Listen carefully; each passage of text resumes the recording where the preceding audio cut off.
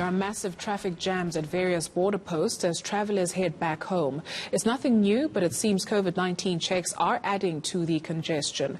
Home Affairs earlier announced that additional officials will be deployed. Senior reporter Aviwe Mtila is at the Beitbridge Border post to monitor the situation on the ground, and he's standing by to be in conversation with the Minister of Home Affairs, Dr. Motsoaledi. Aviwe?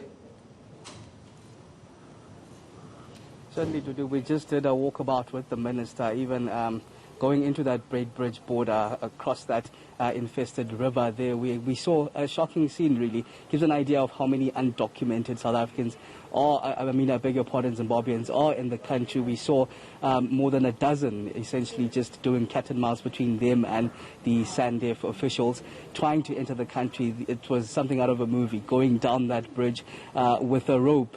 Quite daring scenes that we saw there, and the minister saw himself. Minister, thank you for joining us at eNCA, but it looks like the issue of undocumented people entering the country is a huge concern, judging by what we just saw. Well, what I've seen is a large number of people who wish to enter the country. And I think sometimes what we see on the social media are those who become successful. Those who are arrested and returned by the army are never spoken about. I'm sure you saw today that all those people who were attempting to come in, they were blocked all the way by the army. And when I ask them how many people do they usually block, they say it's a daily occurrence. And almost every day they arrest more than 500 and turn them back home. I mean, we have seen on the bridge, in simple languages, people who deliberately plan to come undocumented in the country, to come illegally. I actually asked, why don't they just get passports and come? They are from a SADC country. We don't even need visas from them. And I was told that it takes 3 years to get a passport in Zimbabwe. But I've seen them going past, the illegal people, going past Zimbabwean soldiers who were not doing anything to try and stop them. So they have to be stopped by South African soldiers.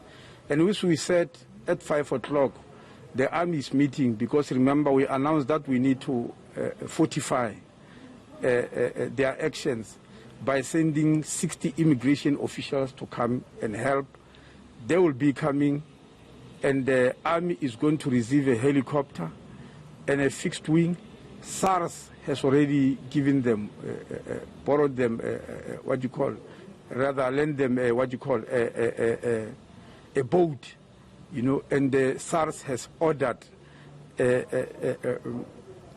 some more equipment, you know. Minister, it seems the issue of the Zimbabwean authorities being quite lax on the other side is a huge concern. I mean, aren't you going to condemn it? Not alone what you just mentioned with the soldiers letting them through, but also the issue of the fraudulent tests, COVID-19 tests. I mean, it seems like Zimbabwe is not playing their part when it comes to this relation. Well, for the fraudulent COVID-19 test, I can't blame the Zimbabwean authorities. It's individuals who are doing that, and that's why I made it clear that there's going to be no mercy. We are not going to be lax on that. Anybody who comes with a fraudulent certificate and is caught, they must be returned back and be declared undesirable in the country, which means they can no longer be allowed to come back here, even if they obtain documents, because they did practice fraud. For that one, I won't really blame the Zimbabwean authorities for that. It's individuals who are trying to practice fraud.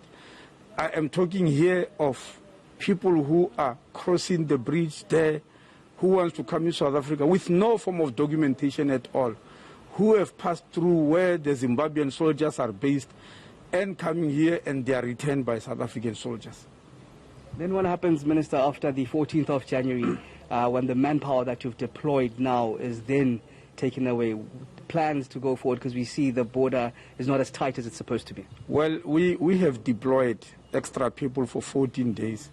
As to what will happen thereafter, we'll assess and decide. But remember, the deployment of these people for 14 days is a stopgap measure just for now, especially during this period curfew in South Africa, COVID-19, alcohol ban, etc.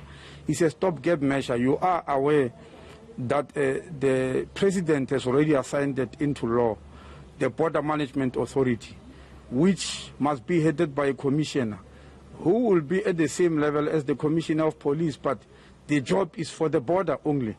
And the acting commissioner, because the president has not yet appointed a full-time commissioner, the acting commissioner started yesterday. Now it's going to build up on a permanent strategy to stop what we've seen. What we are doing is definitely a temporary stopgap measure. But we thank the army because they've got their hands full. I mean, I've seen almost every minute the people who have seen scaling down the bridge, you know, descending with ropes. Some of them even carrying babies. It's a very painful thing. But I understand they do that every day. Some are even eaten by crocodiles, but they don't stop. They're coming. And that's why I was saying, why don't they just get papers in Zimbabwe and come officially in South Africa and be processed so that we know about them? That is, thank you very much, Dr. Aaron Motsoaledi, the Minister from the Home Affairs Department. He's going to be in a meeting with the SENDEF and some other officials at about 5 o'clock this evening, just in preparation for measures to strengthen the border, not only the Beitbridge border control, but the border itself. We understand that SAPS will be roaming that river with boats there, as well as the SENDEF official of hovering above, just checking the border. As we saw, more than a dozen people try to get into the country. Gives an idea of how many possible people are undocumented in the country, Dudi. Aviwe Mtila, let's leave it there. eNCA coming to us from the Beitbridge Border Post.